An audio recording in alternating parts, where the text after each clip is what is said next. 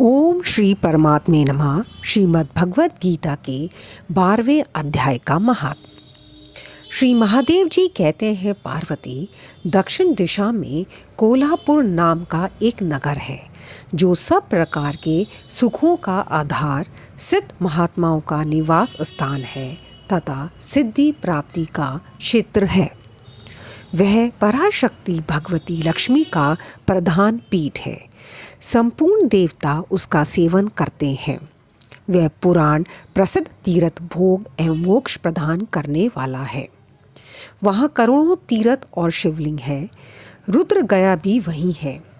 वह विशाल नगर लोगों में बहुत विख्यात है। एक दिन कोई युवक पुरुष उस नगर में आया। वह कहीं का राजकुमार था। उसके शरीर का रंग गोरा, नेत्र सुंदर, ग्रीवा शंख के समान, कंधे मोटे, छाती चौड़ी तथा भुजाएं बड़ी बड़ी थीं।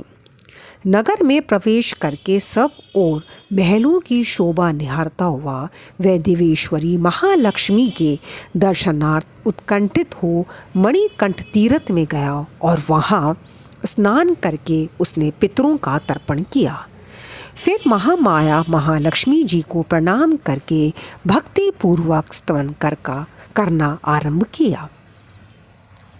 राजकुमार बोला, जिसके हृदय में असीम दया भरी हुई है, जो समस्त कामनाओं को देती तथा अपने कटाक्ष मात्र से सारे जगत के सृष्टि, पालन और संहार करती है, उस जगन्माता महालक्ष्मी की जय हो।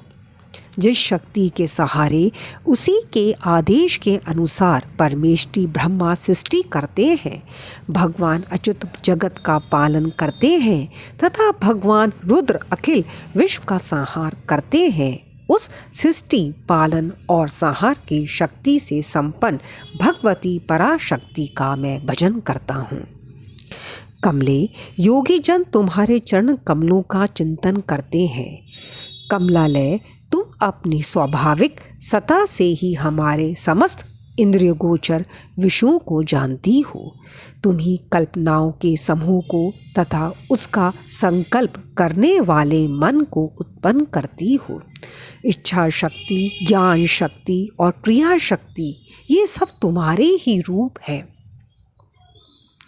तुम परासमित परम ज्ञान रूपिणी हो। तुम्हारा स्वरूप निष्कल, निर्मल, नित्य, निराकार, निरंजन, अंतरहित, अंतंग शून्य, अलंबहीन तथा निरामय है। देवी, तुम्हारी महिमा का वर्णन करने में कौन समर्थ हो सकता है, जो षट चक्रों का भेदन करके अंतकरण के 12 स्थानों में विहार करती है। अनाहत ध्वनि, बिंदु, नाद और कला, ये जिसके स्वरूप है, उस माता महालक्ष्मी को मैं प्रणाम करता हूँ। माता, तुम अपने मुख रूपी पूर्ण चंद्रमा से प्रकट होने वाली अमृत राशि को बहाया करती हो। तुम्ही परा, पश्यंती, मध्यमा और वैखरी नामक वाणी हो। मैं तुम्हें नमस्कार करता हूँ। देवी, तुम जगत की रक्षा के लिए अनेक रूप धारण किया करती हो। अंबिके, तुम्ही ब्राह्मी, वैष्णवी तथा महेश्वरी शक्ति हो। वराई, महालक्ष्मी, नारसिंगी, ऐन्द्री, कुमारी, चंडिका, जगत को पवित्र करने वाली लक्ष्मी, जगन्माता सावित्री, चंद्रकला तथा रोहिणी भी तुम्ही हो। परमेश्वरी, तुम भक्तों का मनोरथ पूर्ण करने के लिए कल्प लता के समान हो। मुझ पर प्रसन्न हो जाओ। उसके इस प्रकार स्तुति करने पर भगवती महालक्ष्मी अपना साक्षात स्वरूप धारण करके बोली, राजकुमार, मैं तुमसे प्रसन्न हूँ। तुम कोई उत्तम वर मांगो। राजपुत्र बोला, माँ, मेरे पिता राजा बृहद्रथ अश्वमेध नामक महान यज्ञ का अनुष्ठान कर रहे थे। वे देव योग से रोगग्रस्त होकर स्वर्गगामी हो गए। इसी बीच मैं यूप में बंधे हुए मेरे यज्ञ संबंधी घोड़े को, जो समूची पृथ्वी की परिक्रमा करके लौटा था, किसी ने रात्रि में बंधन काटकर कहीं अन्यत्र पहुंचा दिया। उसकी खोज में मैंने कुछ लोगों को भेजा था, किंतु वह कहीं भी उसका पता ना पाकर जब खाली हाथ लौट आए हैं, तब मैं सब ऋत्वजों से आज्ञा लेकर तुम्हारी शरण में आया हूँ। देवी, यदि तुम मुझ पर प्रसन्न हो तो मेरे यज्ञ का घोड़ा मुझे मिल जाए, जिससे यज्ञ पूर्ण हो सके। तभी मैं अपने पिता महाराज का ऋण उतार सकूँगा। शरणागतों पर दया करने वाली जगत जननी लक्ष्मी, जिससे मेरा यज्ञ पूर्ण हो, वह उपाय करो। भगवती लक्ष्मी ने कहा, राजकुमार, मेरे मंदिर के दरवाजे पर एक ब्राह्मण रहते हैं, जो लोक में सिद्ध समाधि के नाम से विख्यात हैं। वे मेरी आज्ञा से तुम्हारा सब काम पूरा कर देंगे। माँ लक्ष्मी के इस प्रकार कहने पर राजकुमार उस स्थान पर आए जहाँ सिद्ध समाधि रहते थे। उनके चरणों में प्रणाम करके राजकुमार चुपचाप हाथ जोड़ खड़े हो गए। तब ब्राह्मण ने कहा, तुम्हें माताजी ने यहाँ भेजा है। अच्छा, देखो, अब मैं तुम्हारा सारा अभिष्ट कार्य सिद्ध करता हूँ। यूं कहकर मंत्रवेता ब्राह्मण ने सब देवताओं को वहीं खींचा। राजकुमार ने देखा, उस समय सब देवता हाथ जोड़े थर थर कांपते हुए वहाँ उपस्थित हो गए।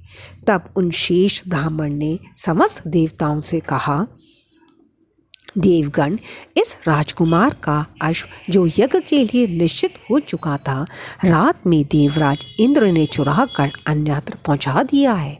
उसे शीघ्र ले आओ।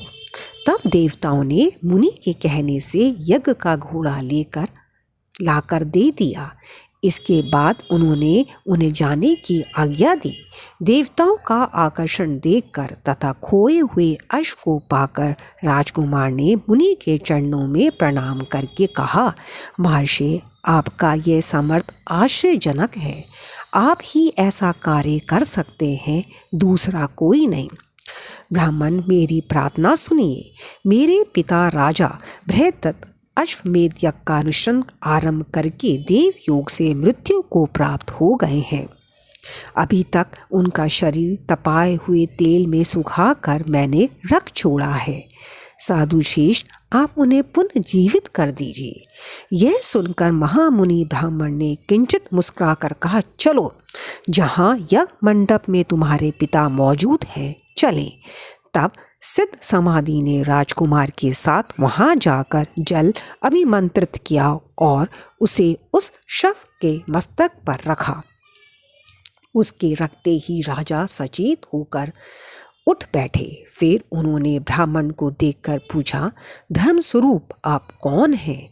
तब राजकुमार ने महाराज से पहले का सारा हाल कह सुनाया। राजा ने अपने को पुनः जीवन दान देने वाले ब्राह्मण को नमस्कार करके पूछा, ब्राह्मण, किस पुण्य से आपको ये अलौकिक शक्ति प्राप्त हुई है? उनके यूं कहने पर ब्राह्मण ने मधुर वाणी में कहा, राजन, मैं प्रतिदिन आलस्य रहित होकर गीता के 92वें अध्याय का जप करता हूँ। उसी से मुझे ये शक्ति मिली है जिससे तुम्हें जीवन प्राप्त हुआ है। यह सुनकर ब्राह्मणों सहित राजा ने उन ब्रह्म ऋषि से गीता के 12वें अध्याय का अध्ययन किया।